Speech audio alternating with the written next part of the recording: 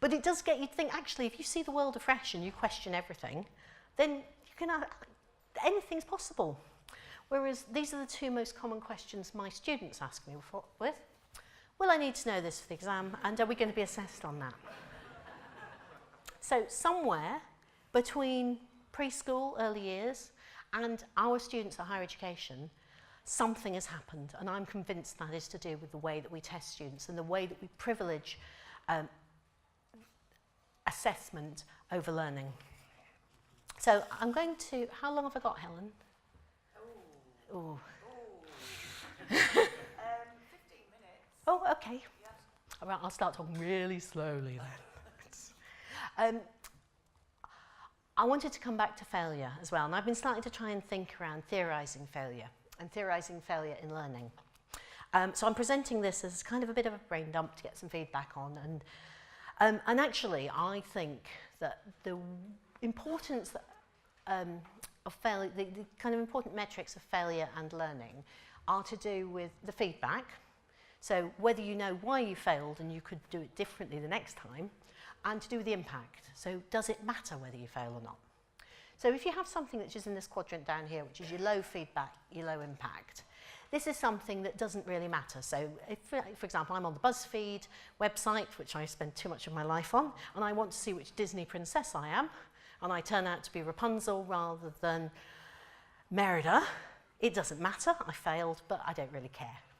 So you've got this kind of trivial fail. So things that you, if you're thinking about serious learning, it could be the kind of multiple choice tests that you do at the end of a Moodle unit. They're not assessed. It doesn't matter. You get a score at the end, but it doesn't give you a great deal of feedback. Thinking what I'm calling a critical fail, though, is at the other end. Now, obviously, these are continua, and I've just kind of put a block in there. So there are various things in the middle here. Something that has a high feedback, but low feedback but high impact, A-level results. So they really matter, but we get a score back. A lot of the exams that we do in summative assessments, we don't really give students a lot of meaningful feedback. They don't necessarily know what to do better, as evidenced by the fact the various resit things that we get. And actually, I think at the moment, higher education is really kind of around that critical fail area. Then what I'm calling a serious fail. So this is a high impact, but lots of feedback. And the best example I could come up with for that is failing a PhD, which is, or failing on first submission. So it matters a lot, there's a high impact, but actually you get screeds of feedback and you know what to do to fix it. So it is fixable. So not ideal, very serious, but you know what to do differently next time. And what I'm really interested in, and where I think we need to be giving students more focus, is this micro-fail, also known as the Monkey Island fail. So these opportunities to get lots and lots of feedback that don't really matter, that can be cumulative, that can give the opportunities to be thinking about how can I learn and how can I fail and how can I get used to failing and how can I build resilience through failure and how can we talk about failing? And I don't think we're very good yet at providing these opportunities to microfail. But I did want to give a few examples of various things that are going on in higher education and projects that I've been involved with that I think might be touching on the microfailure. So this is an example which a colleague of mine, Claire Hampshire, who works in physiotherapy in MMU, designed a few days ago, and I helped her with the sort of game design side, but the idea was very much hers. And this is a game called Staying the Course. And what they found with their physiotherapy students is that as part of induction, they would introduce students to all the different services that were available. And that students would then immediately, because they'd basically been told, here's a list of people you can go and see if you've got various crises going on in your life, they'd go away and they'd forget it. And then when said crisis happened, they wouldn't know where to go. Whereas this game it was a board game, takes an hour. These four people who were playing it never met. They met each other about 5 minutes before. And it uses humorous scenarios to get students, it's an excuse to talk about the types of things that might happen in a way that is removed from it being directly personal and isn't actually asking the students to give anything of themselves. Whilst being a bit competitive as well, that gives it the other edge. But again, it's just providing that magic circle through the artifacts, through the fact there's a start, there's a dice, there's it's obviously a game. It provides the scaffolding to create a magic circle. And that what they found is that students who've played this, they really enjoy it, but also they remember a lot later on about the services that are available from the university. Another example that you're going to have a little go at trying later on this afternoon is a game called Conundrum Collection Creation.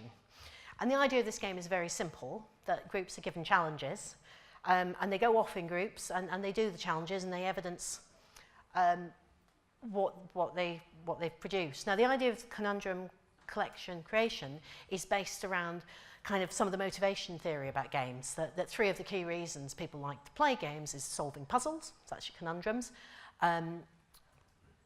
collecting stuff and making sets, and that's your collection, and building stuff, making things, that's your creation, and working collaboratively. So what this game does is it's designed to do all three together. It can be run over the course of a day. This was a case of when it was run for international students as part of an icebreaker, but it was also about using digital technology. So you can basically change the challenges to whatever context. But it's very much about problem-based learning, about students being able to pick challenges that meet their own levels of difficulty and work in a variety of different types of creative ways. And again, we're going to be doing a very quick example of that after lunch. I know they're doing a lot of work with escape rooms here, which is really, really exciting, because escape rooms is my new hobby that doesn't involve drinking. Now that I'm getting a bit more grown up, I have to find that a small corner of my life doesn't involve drinking. And I did my first escape room in London about 3 years ago and was just amazed by how different it is as a pedagogic model. For anyone who hasn't done them, basically it involves you and some friends being locked in a room for an hour and solving physical and mental puzzles to try and get out. And because I've got a couple of escape room projects on at the moment, I was trying to explain to my head of department what that involved. And he just stood there going, "So you were locked in a room?" It's like, "Yes." With people, yes. And you could see going through his mind, "This is hell, this is hell. Why would anyone do this?" Just nodding. But I'm really interested in how we can use these pedagogically. So we're running a project called Edge Escapes, which is supported by Erasmus+, which is about getting sixth form students to design escape rooms as a way, particularly looking at STEM curriculum, maths and computer science. We ran it last year, and I was quite amazed because we got 12 sixth formers from a local school, and they were running it as a 2-week enrichment project. And I kind of thought by the end of it we might have one game that was passable. And the games were absolutely amazing. The amount of creativity and problem solving and innovation that these young people came up with. In the end, we got 3 games that we ran at a conference, and the feedback was they were as good, if not better, than some of the commercial games that we're running. So we're running that again this year. We're running it with some of our students at the moment. But I think as a pedagogic model, going beyond playing games to creating games and game development process is really important. And then I've got to plug the Playful Learning Conference because I'm here, because I know this is the kind of audience that would love it. So, and I know there's quite a few people here who were there last year. So the Playful Learning Conference was kind of an answer to me going to a lot of conferences on games and going, these conferences are about games and play, and yet we spend the whole time sitting in rooms listening to academic papers, and it's not really fun. So it was about, let's get a conference and take out all the bits that we don't think are fun and try and put other things in there instead. So we do accept academic papers. We want it to be academically rigorous, and that's fine. But we also accept, so last year we had a poet who took people and did something strange to them in a tent. I know Jim was there. He might one day when he stopped rocking, tell me what actually went on. We had keynotes that were completely interactive, and everybody was getting up and running around, and we had escape rooms running, and we had somebody walking around with a VR headset and a dolphin on their head. And the whole thing was just about trying to keep the academic rigor that we have in play, studies and education, but doing it differently and thinking about how could people learn from that. So we're running it again from the 12th to the 14th of July in Manchester this year. We did close for, there are 2 more days left in which to, I think it's Friday is the call for papers closes. If you did want to get something in and you can't do it by Friday, just drop me a line. I'm sure we could accommodate. And as I say, it's about rethinking what is the conference and what is play about. So this is my last slide as well. This is a cake that I made. I was really proud of it. I put it on the internet and everyone said it was rubbish. But I wanted to show it as an example because technically that's an internet fail, but it taught me something about, well, about my friends mainly, but about cake. And it didn't matter, it still tasted really nice. So I kind of wanted to leave you with that message, that actually learning is about failing better and about learning how to fail. And to do that, I think there's 3 things that are really important. So we have to rethink assessment. It is not enough to rethink pedagogy. Assessment, unfortunately, we have students who have been trained to focus on the assessment. We have to change that. We need to create opportunities to play.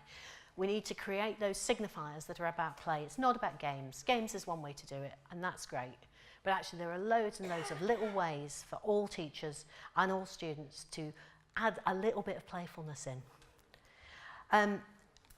But also, we need to have the dialogue and discourse about play.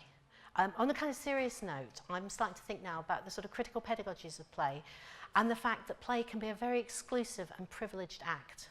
And we need to think about who are we privileging by adding play, and who are we leaving out? What about the people who don't want to play? And why don't they want to play? And how can we include people in play? And I think this is because most people that research play love play and kind of get it. I don't think everybody does. And I think we need to start having these conversations, both as a community and with our students, about what's really going on when we play. So that was me. Am I on time? Yes. Thank you very much.